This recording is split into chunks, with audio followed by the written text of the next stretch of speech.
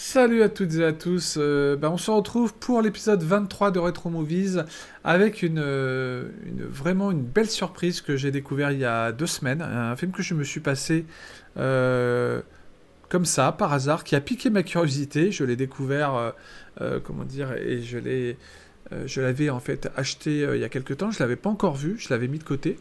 Et petit à petit, j'ouvre les films que j'achète et je les vois.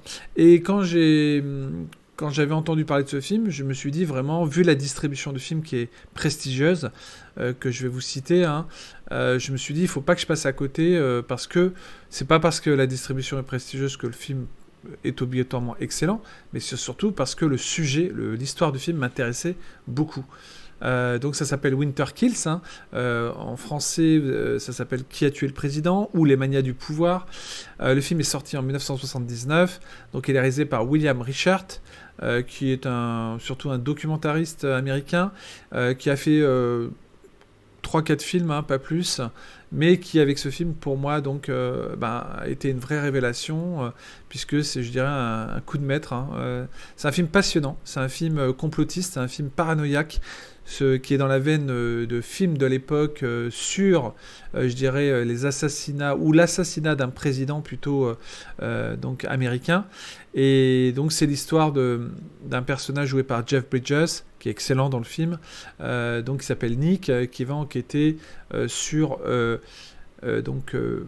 des années plus tard, après la révélation, après qu'il ait appris que euh, que le tueur qui a donc tué son demi-frère, qui était le président à l'époque, c'est-à-dire 19 ans auparavant, il lui annonce donc ce tueur que donc il aurait été le vrai tueur et que c'était pas l'homme, le substitut qu'on avait mis à l'époque, qu'on avait en fait le coupable désigné qu'on avait donc désigné comme celui qui avait assassiné le président, alors que c'était faux, et que donc là donc Nick, son demi-frère, a le vrai tueur devant ses yeux. Mais il n'y a pas que ça, puisque donc il va aussi faire allusion à quelque chose de bien plus complexe par la suite, du fait que ça part d'un gigantesque en fait complot destiné à obtenir quelque chose.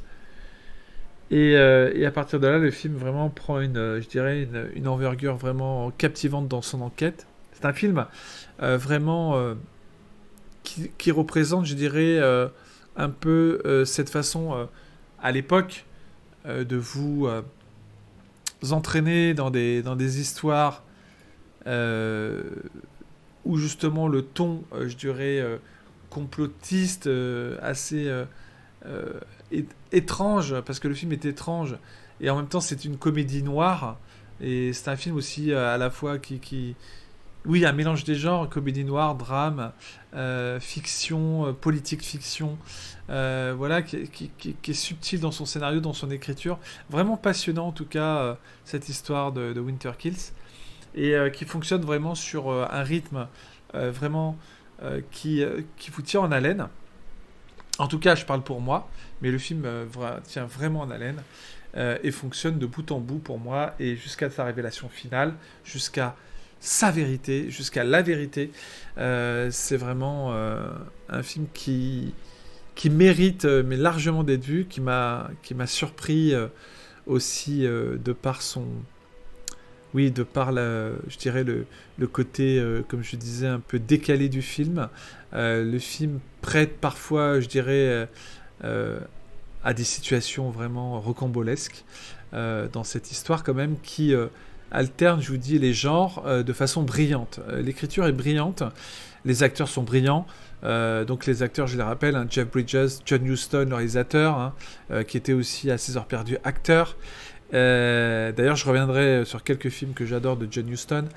Donc, dans la distribution, vous avez aussi Anthony Perkins, donc bien sûr le fameux Norman Bates de Psychose, Eli Wallach, le fameux, comment dire, euh, euh, truand du Bon, la Brute et le Truand. Sterling Hayden, qui jouait dans le film de Kubrick, Docteur Folamour, et dans bien d'autres. Dorothy Malone, grande actrice de série télé. Thomas Million, grand acteur de la grande période du cinéma italien, ce qu'on appelle donc le cinéma policier italien, le poliziesco, et qui a fait beaucoup de westerns aussi, Thomas Millian. Belinda Bauer, magnifique femme fatale. Ralph Maker, Toshiro Mifune, du film Les 7 Samouraïs, et j'en passe. Et beaucoup acteurs fétiches de Kurosawa, et Richard Boone, qui a donc fait un tas de séries du style western notamment. Et n'oublions pas aussi une prestation excellente dans le film de Elizabeth Taylor, qui n'est pas créditée au générique, mais qui a vraiment une ou deux scènes vraiment excellentes. Le film donc parle d'une histoire d'assassinat d'où un personnage interprété par Jeff Bridges qui va s'intéresser avec son père à cette enquête un peu, je dirais, dans les arcanes du pouvoir pour démêler en fait le vrai du faux, démêler les vraies pistes des fausses pistes, la vérité, pour trouver la vérité, pour justement réussir à pouvoir, on va dire, remonter en fait le fil de l'intrigue qui va l'amener à cette vérité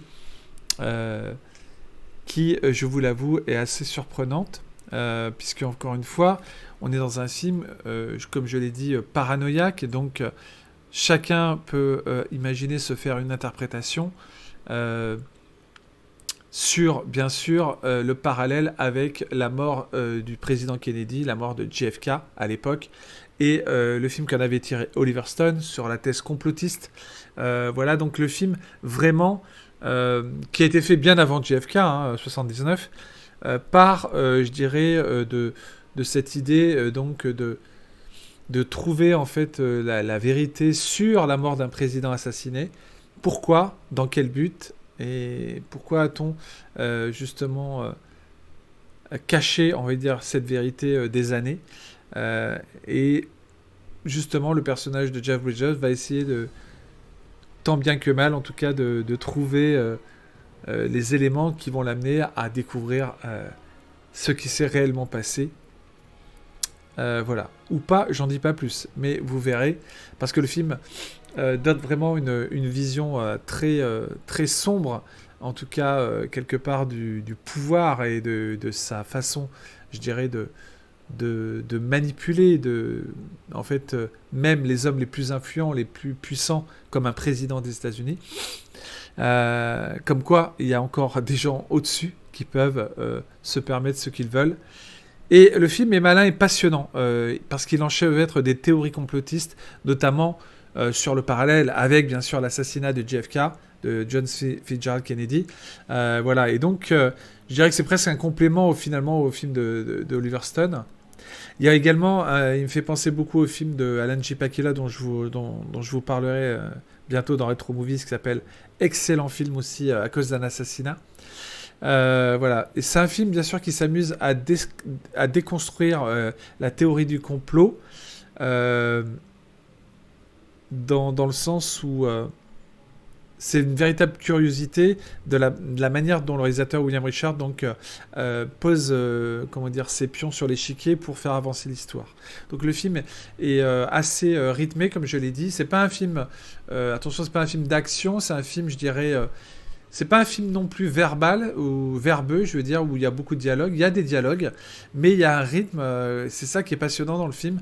L'enquête est passionnante parce qu'elle est rythmée. Voilà, en fait, c'est ça qui fonctionne dans cet excellent Winter Kills. Et moi, je me suis pas ennuyé une seule minute. D'ailleurs, 1h40, c'était une durée, je me suis dit, un peu courte, quand j'ai vu la durée du film, pour un film qui parle de comment dire, d'une enquête. Mais en fait, ça passe mais comme une lettre à la poste, en fait, puisque ça fonctionne très bien sur la durée, en fait, le film. Le film est excellemment calculé au niveau du scénar pour que la durée passe excellemment bien. D'ailleurs, je dirais que c'est intéressant de voir que dans les Blu-ray, dans le Blu-ray qui est sorti sur le film, il y a une analyse très intéressante aussi de Jean-Baptiste Toré, qui est un historien du cinéma qui est absolument brillantissime dans ses analyses, que je vous invite vraiment à découvrir, parce que moi je suis même pas assez, enfin je suis pas aussi bien placé que lui pour vraiment pouvoir décortiquer ce Winter Kills. Je le décortique à ma manière, de ce que moi, comme je vous dis sur cette chaîne, je parle des films et je ne suis pas critique de cinéma, mais je parle des films tels que je les ressens, comment je les interprète, comment je vous les fais connaître, comment je vous les fais ressentir. Après, vous vous faites toujours votre propre avis. Je le dis toujours, il n'y a rien de mieux que d'avoir son propre avis, mais si je peux, en tout cas, donner l'envie de le découvrir, tel ou tel film, eh bien, tant mieux. Au moins, c'est que mes arguments ont réussi, on va dire, au moins que vous vous laissiez tenter pour voir tel ou tel film, de par mes propos. Moi, je parle avec passion quand je parle de films que j'ai particulièrement aimés. Donc c'est le cas, vous connaissez le principe de ce rétro movie, c'est des films dont la plupart, bien sûr, je garde un souvenir mémorable, comme la découverte, mais surprenante, de ce Winter Kills. D'autant plus que j'adore les films sur les complots, les films enquête autour notamment de l'assassinat d'un président. Voilà. Vous verrez que le film ne s'encombre jamais d'explications rationnelles aussi, que la musique, que les rebondissements sont vraiment bien amenés. Ils sont pas superflus, ils sont pas balancés de façon prévisible. Voilà, c'est ça aussi qui est intéressant, c'est que le film, je n'ai pas découvert à l'avance, en tout cas, vraiment la finalité de l'histoire, et je me suis laissé vraiment embarquer jusqu'à la fin de mon côté. Peut-être que vous arriverez peut-être à dénouer, mais ça m'étonnerait parce que le film est ultra complexe dans l'écriture du scénar. Donc il faut être très fort quand même pour deviner la fin, et c'est un film qui est pas du tout prévisible en fait. Voilà. Donc moi je trouve que c'est ça qui est bien, c'est que en plus, il y a des rebondissements inattendus parfois. Il y a quand même des scènes aussi un peu d'action, hein. Il y en a quelques-unes, une ou deux, mais surtout, oui, ouais, c'est ça, à peu près. Mais en tout cas, assez longue. Voilà, la distribution, je vous l'ai dit, elle fait quand même l'intérêt aussi quand même de l'histoire, parce que c'est quand même une sacrée distribution. Ils ont tous un rôle, c'est ça qui est dingue. En 1h37, vous avez quand même la plupart des films je veux dire, la plupart des acteurs ont tous leur importance, même si certains passent plus vite que d'autres. Voilà. Vous avez également cette actrice un peu fatale, au look fatal, de femme fatale, Belinda Bauer, qui est absolument magnifique, en femme, on va dire, brûlante. Donc un casting extraordinaire qui, donc, comme je dis, chacun apporte sa pierre à l'édifice, mais c'est un récit kafkaïen, vous voyez, dans la façon de raconter l'histoire autour de ce complot sur l'assassinat d'un président qui a eu lieu 19 ans auparavant, dont le demi-frère du président reprend l'enquête pour enquêter suite à la révélation du tueur principal, qui révèle qu'en fait c'était le tueur qui a été désigné à l'époque était un substitut, un tueur désigné d'office, qui devait être... Et qu'ensuite, donc, c'est là où donc, le personnage de Jeff Bridges va lui-même enquêter pour savoir réellement qui tire les ficelles de tout ça. C'est là où le film est passionnant, puisqu'on se croirait presque donc dans un récit, comme je disais, kafkaïen, où vous avez l'impression d'être en tout cas, qui vous pousse dans les retranchements, comme le lapin blanc, je dirais, qui fuit tout le temps... dans Alice au Pays des Merveilles, vous savez, cette image où donc le personnage ici de Jeff Bridges est comme un personnage, je dirais, qui vit un véritable rêve, ou cauchemar même, dans une enquête brumeuse, labyrinthique, avec vraiment une partition où on ne sait jamais sur quel pied on va danser et vers quoi on va être amené. La musique aussi, elle renforce bien sûr l'intérêt, la partition de Maurice Jarre. Elle appuie vraiment l'ironie de certaines situations. Donc rocambolesques, parce que le film, je vous l'ai dit, alterne entre la comédie noire, le drame, je dirais presque oui, le film paranoïaque aussi sur la thèse complotiste. Voilà, le fait d'entraîner un personnage vers une quête de la vérité qui peut lui être bien sûr fatale ou pas, mais en tout cas qui mérite d'aller jusqu'au bout pour en connaître vraiment toutes les ramifications et l'histoire. Donc voilà, c'est un film vraiment, encore une fois, une pépite qui venue de cette époque excellente des années 70, avec son lot vraiment de petits films comme ça qui avaient peu de budget, mais qui avaient des super idées au niveau de l'histoire, du scénario.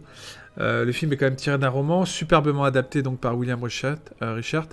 J'ai pas lu le roman, mais en tout cas, les échos, c'est que vraiment, il y a eu un véritable travail minutieux sur l'adaptation du livre pour que le film quand même tienne la route au niveau de son écriture et de ce qui s'y passe, en tout cas dans cette quête de vérité.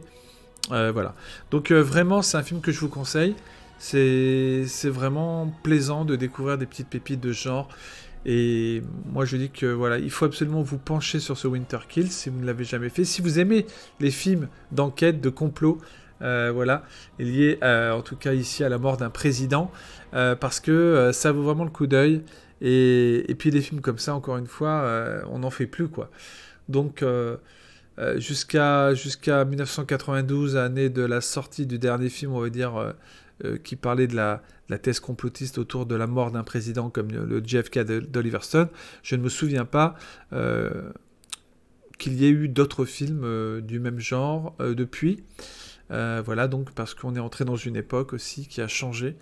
Voilà, il y a une nouvelle façon de concevoir, je dirais, le cinéma de genre, et c'est bien dommage, parce que je trouve qu'à l'époque, et ça me rappelle, je trouve qu'à l'époque, justement, on osait faire des films voilà, culottés, qui allaient jusqu'au bout de leurs histoires, de leurs sujets. Et je trouve ça génial. Et ça me rappelle aussi des films comme, j'allais oublier, Les 3 jours du Condor de Sidney Pollack. Excellent film complotiste aussi. Voilà, sur une histoire euh, voilà, de personnes qui se font tuer, des députés ou des sénateurs qui se font tuer les uns après les autres. Il y a vraiment... à l'époque, en tout cas, je vous dis, des partis pris, en tout cas, assez osés dans le cinéma américain, mais pas que. Il y a eu d'autres pays aussi où on a pu voir des sacrés films qui osaient montrer des choses qu'on ne pourrait plus montrer aujourd'hui. Parler de la mort d'un président, de complot et de dénoncer, en tout cas, des personnes plutôt au-dessus de tout. Je n'en dirai pas plus. Mais en tout cas, ce qui est important ici, c'est de connaître le pourquoi du comment, en fait. Pourquoi, et quelle que soit la réponse apportée, vous ferez votre propre idée, interprétation sur ce que ce film donc veut nous révéler ou nous apprendre. Voilà, donc Winter Kills, je vous le conseille vraiment avec un grand intérêt, un immense intérêt. Faites-vous plaisir, découvrez-le. Comme je dis, ce genre de cinéma, et c'est là toute la magie justement de pouvoir les redécouvrir, ces films, c'est que heureusement il nous reste les vestiges du passé pour pouvoir piocher dans ces décennies et ressortir de véritables petites surprises du cinéma international. Bon, en l'occurrence ici c'est un film américain, mais en tout cas déjà rien que pour la distribution il faut le voir, le film, donc voilà. Faites-vous plaisir et très bon film. J'espère que vous apprécierez en tout cas ce Winter Kills autant que moi. Vraiment, c'est une pépite qu'il ne faut pas négliger. Si vous êtes un tant soit peu, même pas que cinéphile, hein, si vous êtes un tant soit peu, comment dire, intéressé par l'histoire, le thème d'un film, voilà, n'hésitez surtout pas. Merci à vous, on se retrouve pour le prochain Retro Movies, après donc qui sera le numéro 24. Je vous remercie de m'avoir encore une fois pris le temps de m'écouter pour vous faire partager ma passion sur tel ou tel film. En l'occurrence, Winter Kills de William Richard, 1979. Ciao ciao, à très vite pour un autre Retro Movies. Bye bye.